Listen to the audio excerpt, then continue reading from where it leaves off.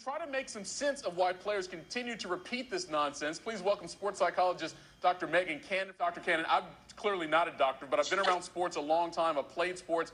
I've always chalked up these type of plays to guys just trying to be cool. But how much deeper does it go than that? Yeah, you know what? When I see these plays, what I'm seeing is a couple things. The first is a lot of emotion.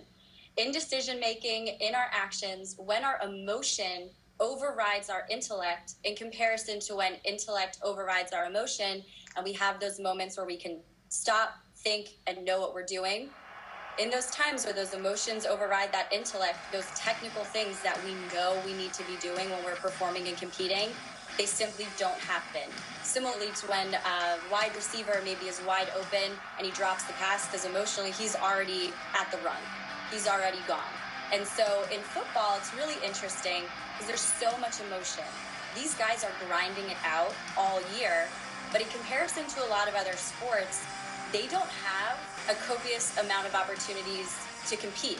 You know, collegiately, your season's 12 games, and the pros at 16, regular season, in comparison to maybe baseball, college, you have 50 games, MLB over 160.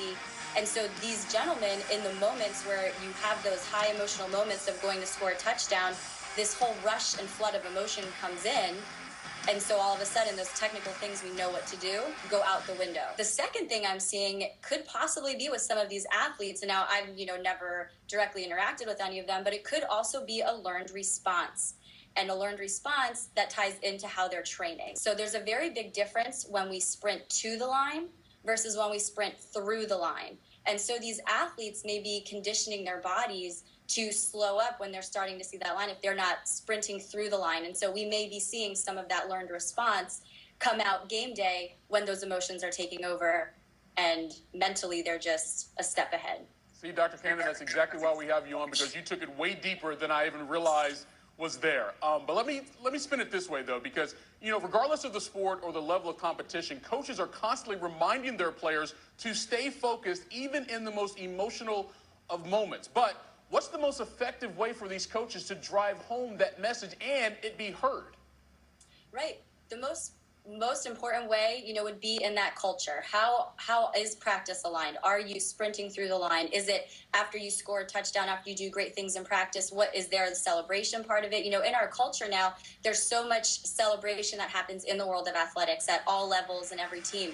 And as a coach, to decrease some of that emotionality to help those athletes focus, making it part of your culture that, whenever we do great things, we just hand the ball right back to the refs, we move on, we maintain our composure. If that's the culture of the program, if that's what's going on at practice, that can help those athletes translate that to the game if that's the expectation. Yeah, so much easier just to hand the ball to the referee than to come back to practice on Monday and have to run 100 wind sprints. It's way easier to do that. Dr. Megan Cannon, thanks so much for the insight. Yeah, it's a lot deeper than a lot of people think. Thanks so much. Thank you.